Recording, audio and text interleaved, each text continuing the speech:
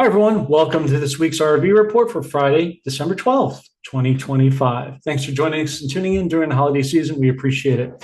Had a lot of shows this week covering a lot of these topics, so I'll let you refer back to the shows like that with Mark Z, Zester, Rob Cunningham, and the like, where a lot of great information was discussed. But this will give you a basic good overview to summarize everything. So as always, let's get started. I am not a financial advisor, nor does this report constitute financial advice. It's merely quality information for you to use for your own personal discernimental authority.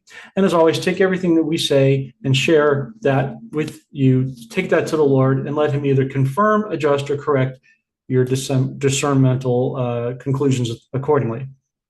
Okay, so let's get started as we always do with Iraq. Some interesting things going on with respect, as we showed you earlier with the podcast with SG and on the digital dinar implementation, as well as the U.S. continued cooperation with major policy shifts between the two nations. We are continuing to take our hands off the wheel increasingly in Iraq while turning it over to the Iraqi leadership and their respective citizens. We have a video excerpt here that we're going to show you that illustrates this point beautifully, and we will play this now for you accordingly. We were having a hard time trying to figure out exactly who this gentleman is. He's a representative of the U.S. In foreign policy. We believe, as best we can tell, he probably works along with U.S. envoy specialist Mark Savaya in the region. But we're going to play this video for you and just do the best you can to kind of hear and interpolate what he's saying. But let's take a quick listen. I'm a journal from Iraq. Only two questions. No, you never have only two questions. No, I promise it's only two questions. Yesterday you stood against decentralization in Syria. Now, in the Kurdistan region of Iraq, there is a federal region. And isn't that better of the centralized government of the previous regime and the Saddam Hussein's regime? You really need to have, are you Iraqi? Yeah. So our view is really simple. There's no more educated, legacy, pedigreed community in the world than the Iraqis from this particular. We leave it all for you to decide. There's no centralization, decentralization, federalization. These are all illusions of governments that are created. America's view is we need to leave all those decisions to the region. Whatever you all decide, you have policy, you have practice, you have parliament, you're in the middle of that process. We admire that process and leave it to you to decide. My second question.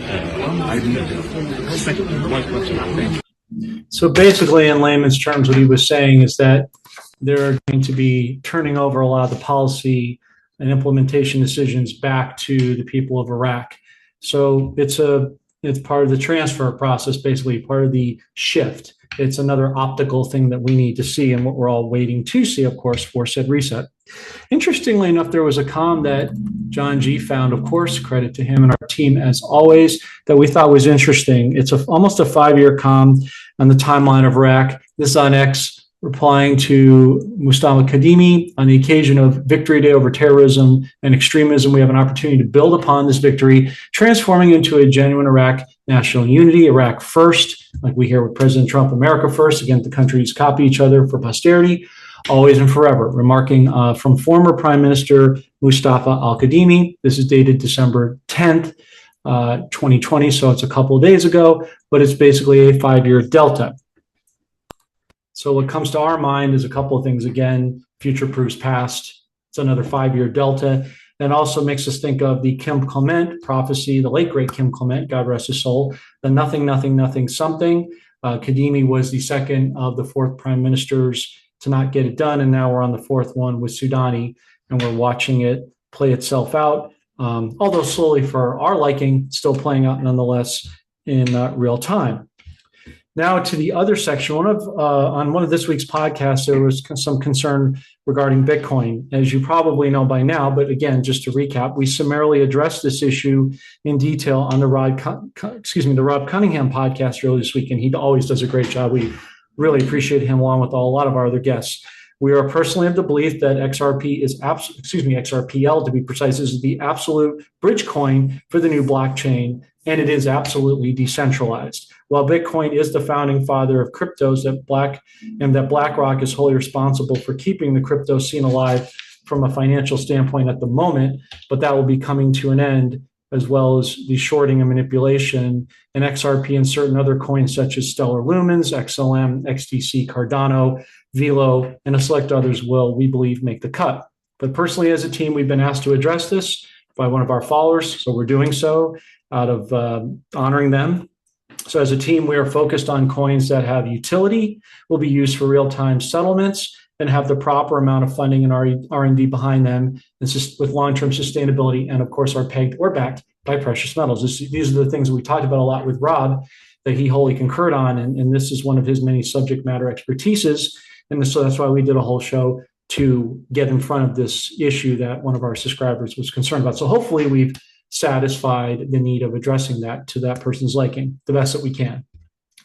And also, just as a side note, we're just getting in front of this as we always do with transparency. At no time have we ever said or intimated that this wealth transfer is solely for God's people. Now, that happens to be our prime focus as we are Christians, and in doing this to free up Christians and believers in the wealth transfer so they can prosper and help the communities, their families, and the kingdom of God. But by no means does that infer or insinuate that the regular person or non-believer or the would-be Christian who has invested in good faith will not be blessed either. We just want to clarify that on the record to alleviate any possible misunderstandings and just get in front of this and address it wholesale.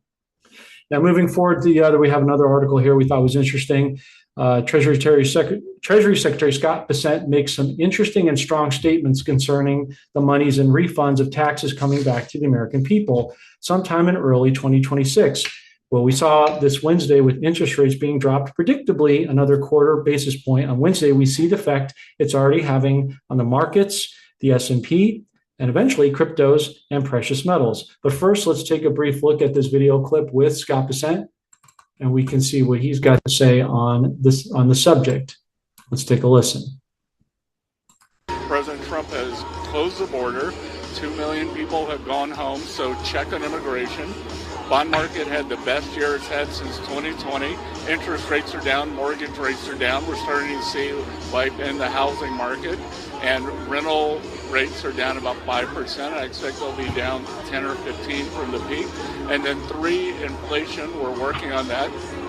The energy prices are down. Gasoline nationally is now below $3 a gallon. It's below $2 in a couple of states. So I think we're on a very good track on inflation. And I'm also the IRS commissioner as well as the Treasury Secretary.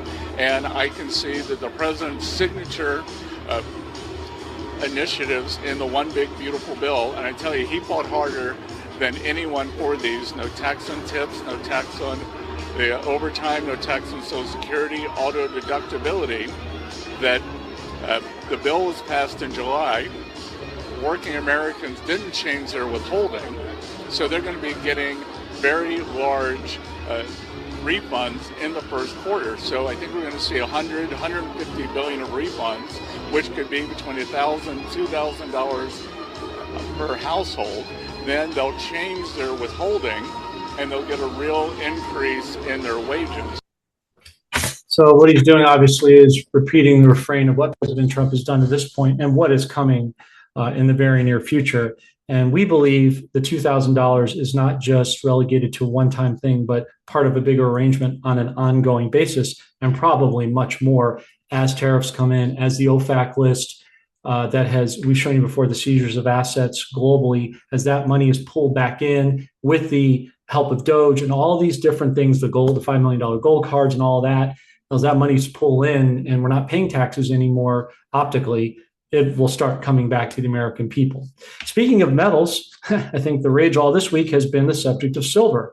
With a 6% increase week over week here, silver is moving up precipitously, and we all know why. And we believe firmly at this point, metals will do nothing but go forward. So never a bad investment there, because now, thanks to the insights of Zester, with it being tied on the blockchain, certain cryptos like XRP, XRPL, et cetera, Stellar Lumens to gold and silver, whether it's pegged or backed, it still has an affiliation with metals and hard assets in the ground. So now this thing here not only protects your wealth, but actually grows it. So it goes from just defense to offense. And appropriately, to end the podcast with precious metals and commodities at the time of this broadcast, Based on pricing in the futures market, silver's up currently to $64.57. So it's getting right at that 65 mark. Gold is trading at $4,314.40. Crude oil is down, interestingly enough, $57.28. And the dollar index, the DXY, is down slightly to 98.32. Now, I know depending on where you live, gas ranges in prices, but I'm living here in Southern California. And yes, I do live near a refinery, so I understand we get better prices. So please don't complain about the fact that our prices are different than yours. We don't have control of that. It's just region to region, area to area. But what I have noticed is that my local Arco pump, gas has gone down about 35 cents over the last 2 weeks. So even here in corrupt California, the energy prices are starting to tick down in the right direction. But it seems that we'll really get that bump in the very early part of January, in the first quarter of 2026. That does it now for the weekly RV report for this week. Thanks for tuning in and joining us. We really do appreciate your time and your energy. It's not taken for granted. If we have anything breaking, as always, we'll bring it to you post haste.